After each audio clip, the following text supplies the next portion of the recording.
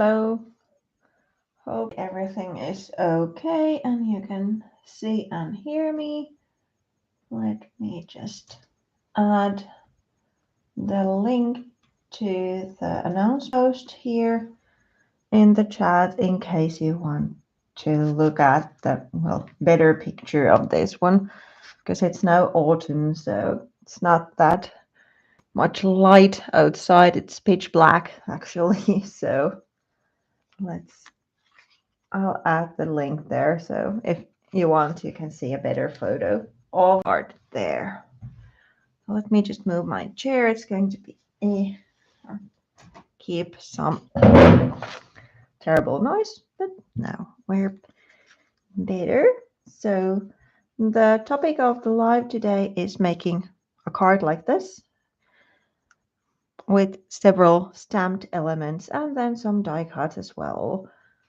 It's still 1 minute to the actual time, so there's a little bit time before I start remaking the card.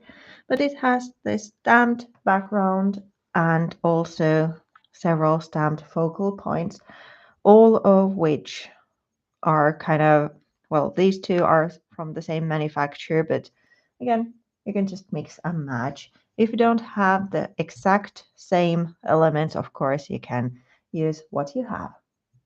But okay, let's get started. Let me move this card a little bit to the side, and let's start with the background. For that, I think this one is called Basket, the stamp, but I actually have always thought it to be kind of a knitwear. So it would be like a jumper or something. So I thought that it's nice for autumn weather. And I've used it here in the background, so it makes a nice background and kind of a scenery, even though it's kind of a knitwear. So you don't have to think about it as such. I added a little bit water to the clear stamp, and then I'm using Distress watercolor pencils to color the stamp. But of course, you can use just Distress inks as well, or any other water reactive ink, or then just watercolors. This card was inspired by a set I made a little bit earlier, and I made a process video of those cards, and that has the same color scheme. So there's this kind of a pumpkin, orange, and then purple. Let's see how that works. Okay-ish. Let me just wipe the stamp clean, because I'm using kind of a contrasting colors. So if I don't clean the stamp in the middle, I might get really mud looking in the end, because I'm using the purple and orange together. The two colors I'm using are actually from two different Distress watercolor pencil sets, but of course you can use what you have, or if you have what are they called, Neocolors, for example, you can do this with those as well. Any kind of water reactive ink. Oh, a little bit better. A little bit crispier image. Then again, I'm cleaning the stamp, and then another. Why I'm doing it off camera is that I don't want everything on the table to have the water, but also because I've done this with the same medium, so if I get a lot of water on top, it will start bleeding, because these are water reactive. And also I've used an ink on top. distress ink, so that also starts bleeding if I add water on top. So that's why I'm turning myself to the side to add the water on top. And even though I have this kind of a smaller, tinier stamp, I'm still able to do a whole background using it, just adding it repeatedly. There's going to be elements on top, so you don't see the kind of mismatch lines that much in the end. But of course it makes things easier if you try to pattern match.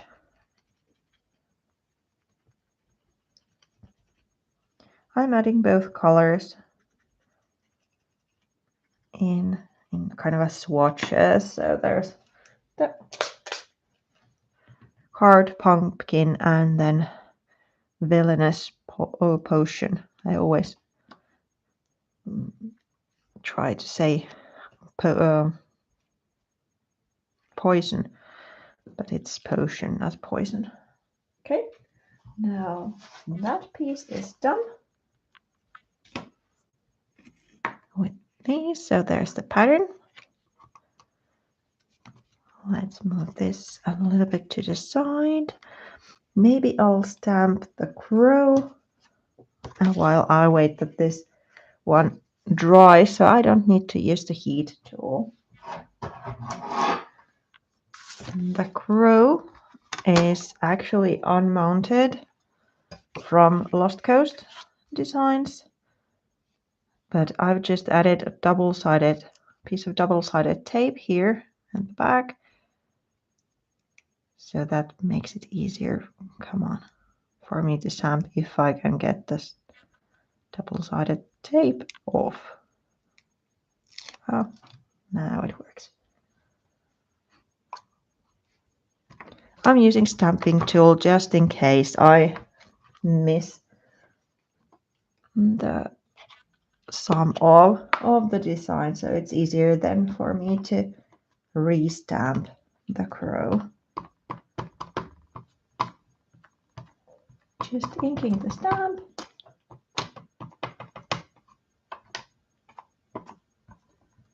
Unfortunately, we are a little bit off focus on. Okay, now it worked better. Let's then. It would be better if I would be standing now to get the pressure better, but hopefully it will be okay like this as well. Nope. Well, the stamp is actually moist, so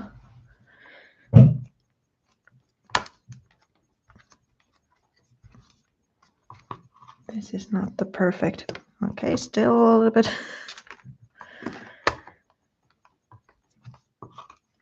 Come on. Luckily, I have another one stamped ready. But come on. Maybe if I move this a little bit, because to be honest, the table ain't the best one. It's a little bit flimsy. So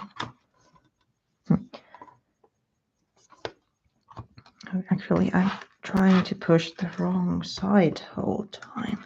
It's then this little nook. No, it's not going to be perfect, so let's then use this one instead. Let me just show how I kind of color the stamp, and also if I'm repeating this one, then that won't matter, so I can still use that one. The stamping tool side, and then also let's stamp the little moon just to have it ready here. This is Fabriano 160 grams cardstock, the same stuff I often use in my crafts. as it's handy. Now I did that stupid thing because I actually colored the Raven using the same ink, just with a sponge and going lightly over him so I don't have the whole thing totally black, but make him a little bit darker.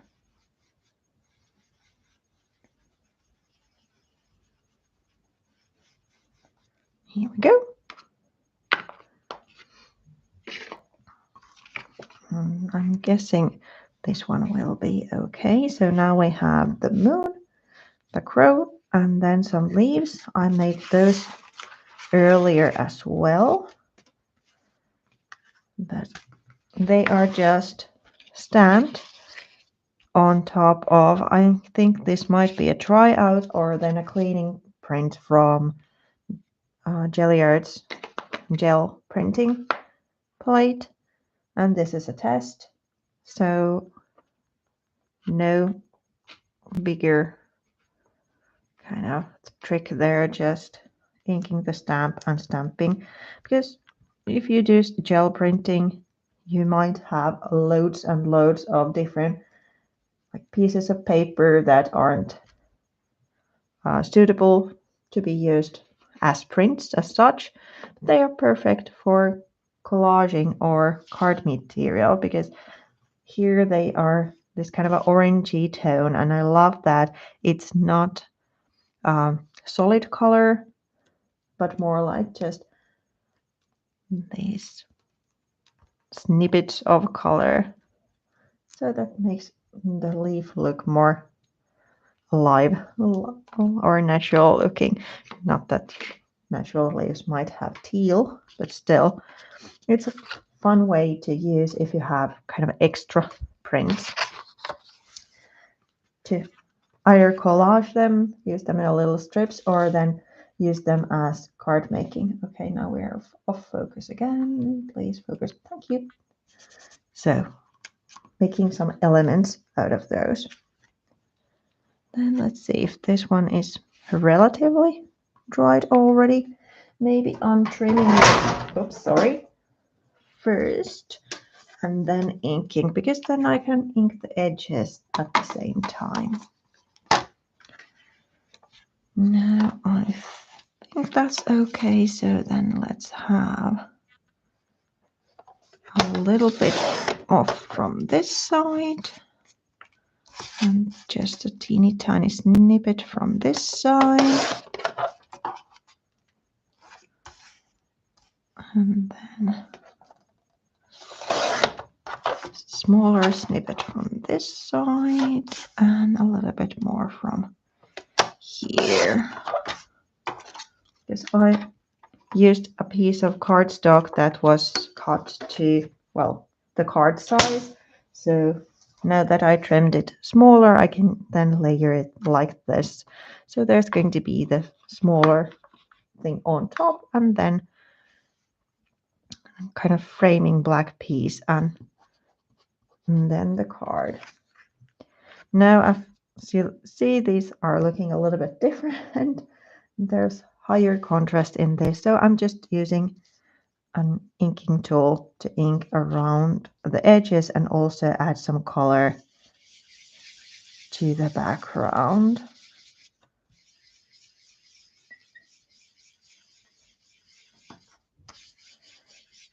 To tell you the truth, I'm hoping this was the way I actually made that one, because normally I remember to make myself a little kind of a step-by-step guide for the lives, because I might do these sample projects weeks and weeks before. Now I think it's more like a month before the actual live, so then it's sometimes anybody's guess what I've actually done. But looking somewhat similar as that one. Luckily I list the materials, so at least I have those correctly then.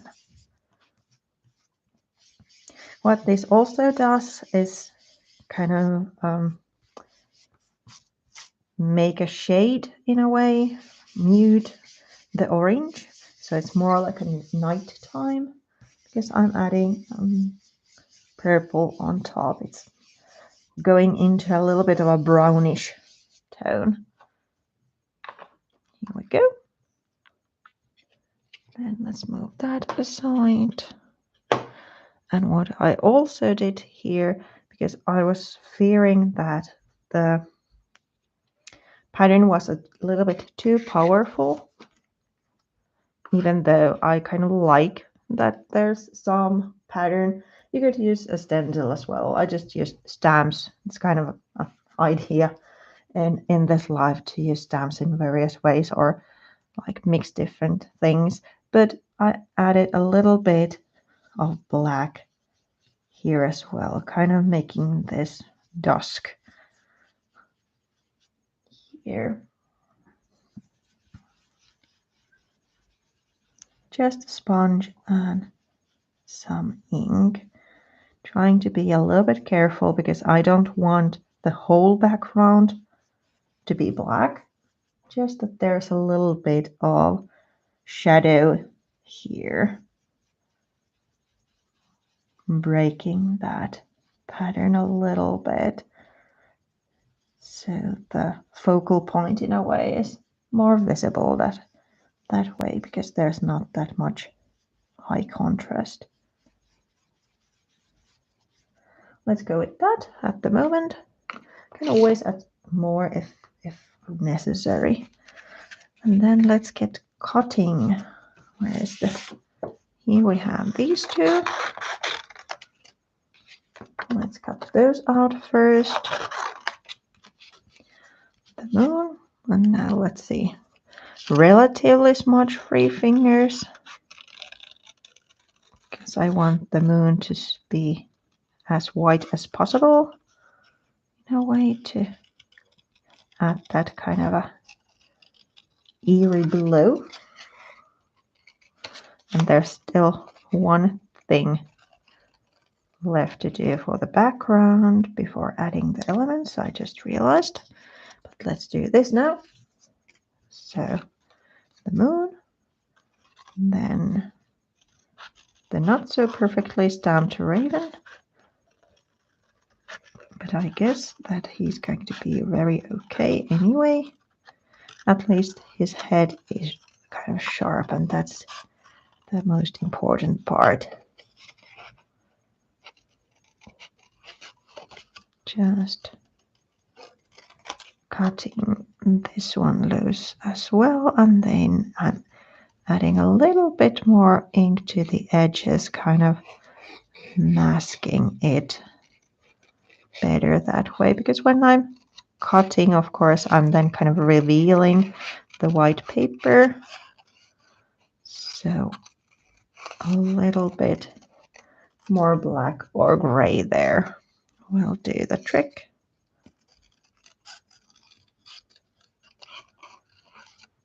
I'm not sure how much these are going to show anyway, but let's just cut those loose as well. And then some leaves. Maybe I'll even use these that I made now, just to have a little bit variation. Of course, the leaves could be red as well, or even gray or something, but I wanted to continue the same color scheme of the orange and purple in this make. So that's why I chose this kind of orangey gel print.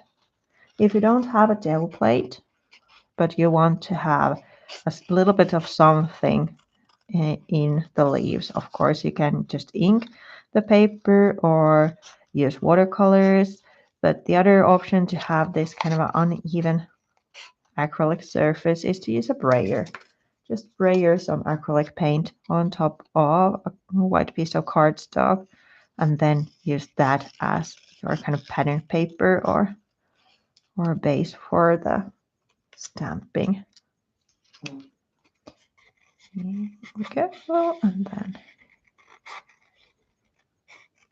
the other one.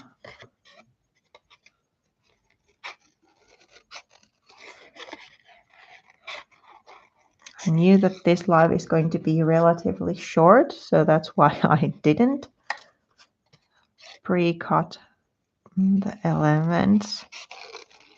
Because that's not, if I would make a wreath, let's say, it would be handy to have all the leaves pre-cut, because that would take so much time cutting them all, but it's now relatively quick, so hopefully you will endure that. And then maybe I'm repeating that little trick, so let's cut one of the teeny tiny leaves off so I can use it kind of in the background more. But before adding these on, let's do the stars or cobwebs or sparkles of magic. You can decide what they are. I often use white and black in my makes. So there's either black stamping or something of black, and then something white, kind of the opposite ends. And here, this one looked a little bit monotone in a way. It's not, but it needed a little bit more light, so that's why I added some white splashes there. Just white acrylic, and nowadays I often use a fan brush because it makes the splashing quite handy. It creates these teeny tiny splashes as well as bigger ones, so it's handy. I just watered down some acrylic paint to get it more loose, lifting from the brush, and then just flick. So it's easy. Let me just quickly dry this.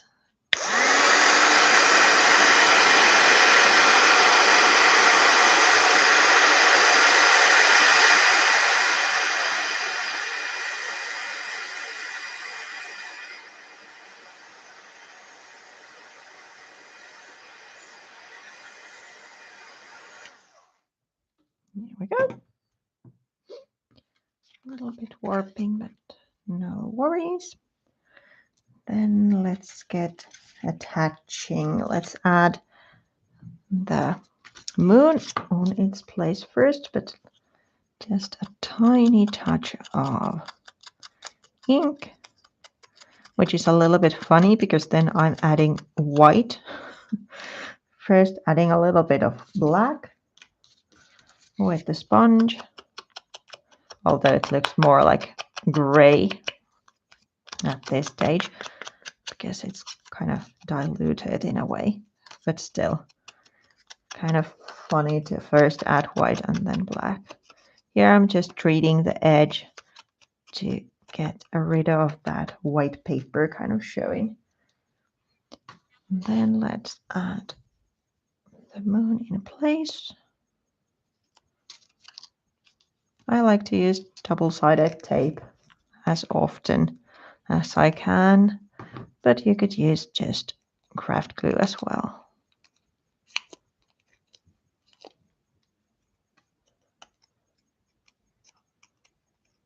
If I would know better, I could then orient the moon to its actual positioning, but let's go with that now. Hopefully that's somewhat okay. And then I'm using the Picket fence one and kind of doing a halo. So I'm tracing around the cut edge and then just slightly going over.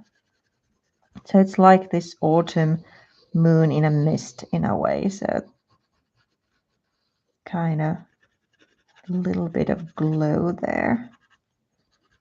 If you don't have the Ranger watercolor pencils, there's a variety of different brands you can use, either kind of crayon styled or then pencil styled.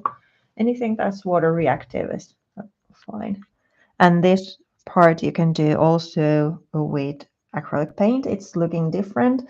So if you want this really hazy effect, then something a little bit more delicate in a way than acrylic paint works, but also an option depending what you have. Then he is going to be here, but for him I'm using just a little bit of foam tape to make a little bit of dimension in the card.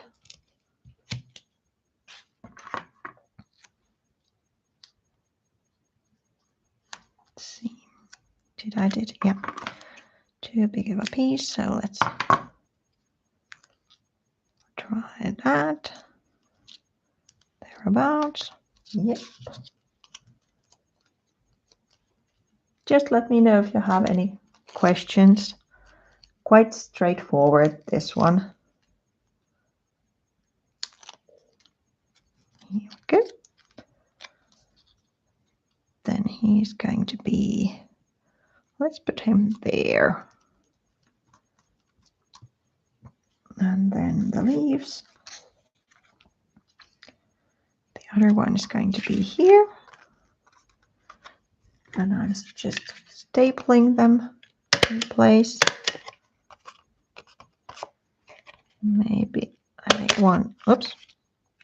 I just felt this, so it shouldn't be without any staples. And then the other one here.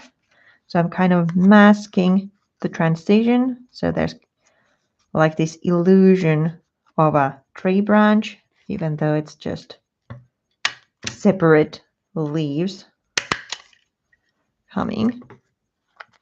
And then some craft glue for this one.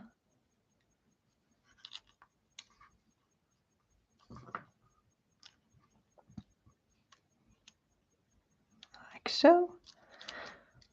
Now thinking, should I, maybe I'll add a drop there as well.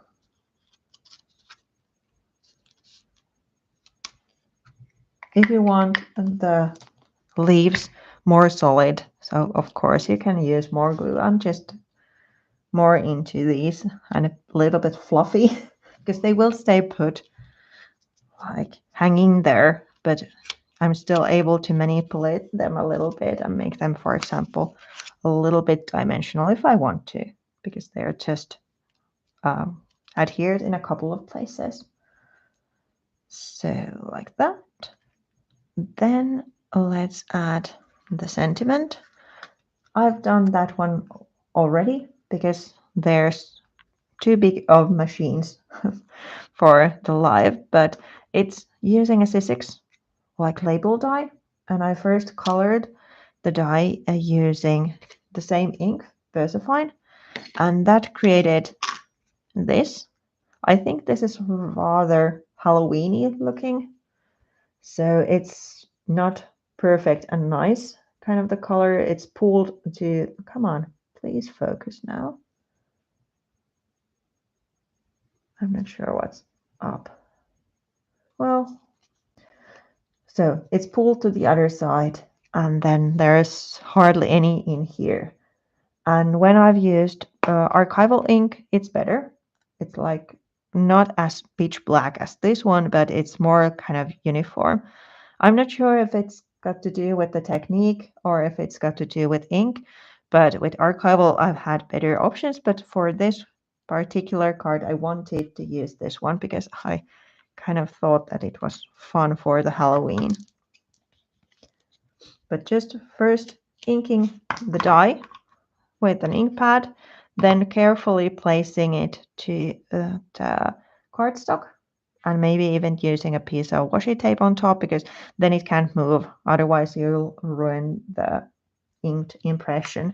And then just put it through the machine.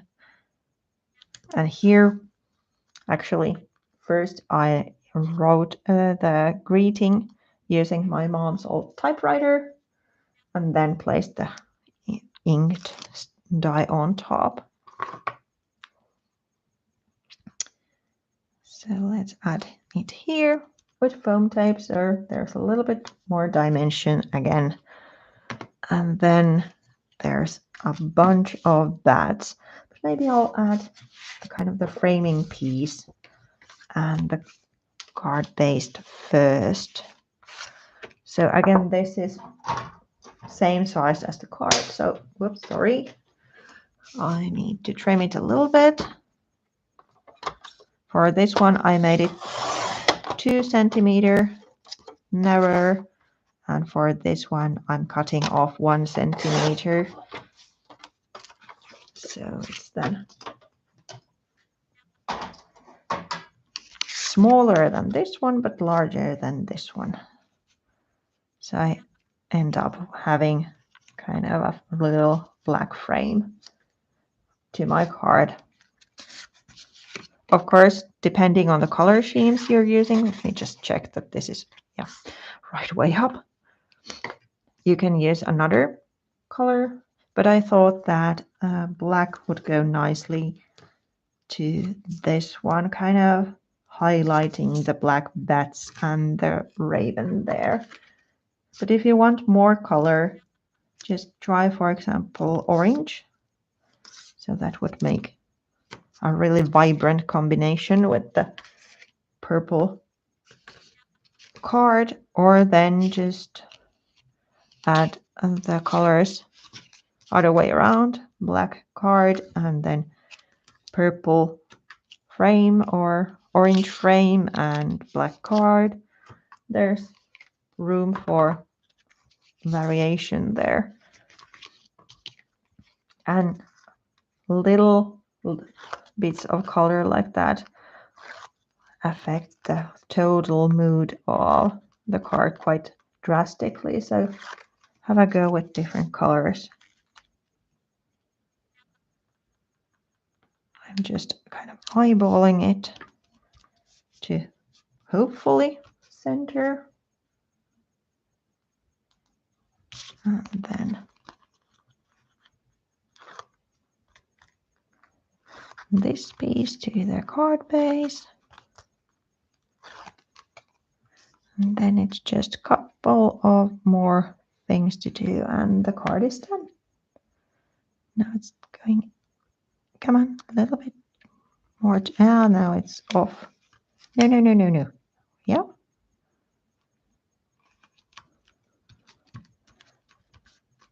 Thereabouts.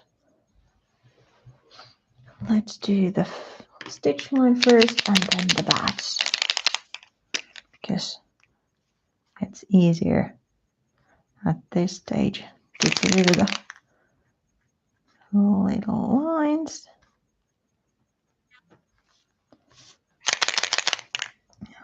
White Posca marker is quite opaque, but why it's not showing as much is got to do with the ink, because there's the distress ink in the background. It reacts with the moisture from the marker and the end result is a little bit kind of purpley toned.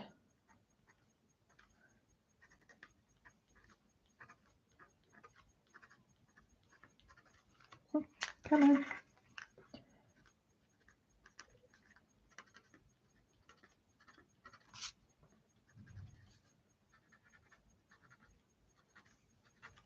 I'm not sure. Maybe I'm running out of paint in the marker as well. Just a couple of more, please. Okay, let's go with that. And then I have a bunch of bats. Let's see. Should I use one of these? I hardly ever use those with wings going downwards, flapping down. I rather am partially liking these with their wings up. Maybe that big one there. Am I doing the whole same thing? Perhaps.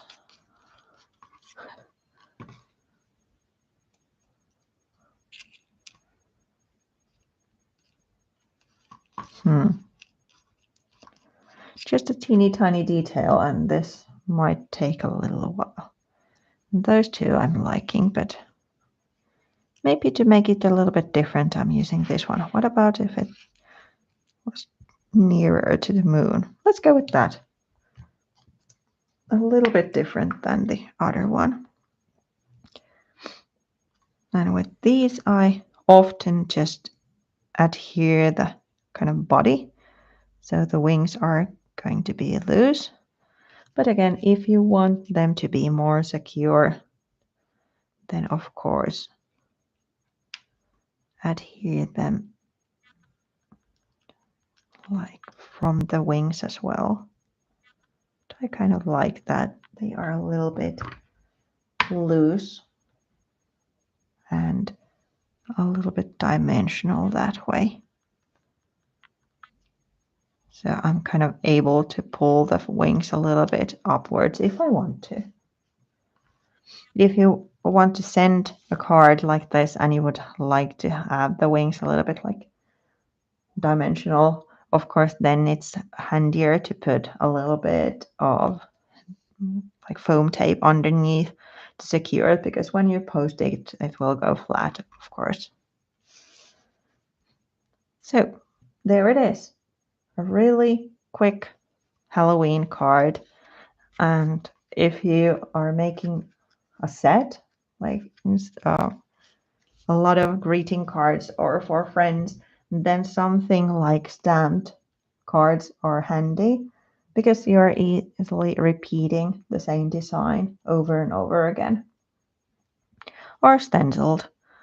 Or then if you have a printer, like print out of photos or images, because they are easily repeated. Of course, if you're just doing a couple, then hand drawn, for example, are of course magnificent. But stamps are easy solution for making a set. Thank you so much for coming today. Wishing you a happy Halloween, a little bit early, but as this is the nearest live I'll be having to the Halloween. So good Halloween for all of you who celebrated. And thank you so much for coming. If you have any questions, just let me know in the comments or in any of my social media. And have a great evening, day, or night, morning, depending where you are. Thanks for coming, and I'll be seeing you next month. Bye.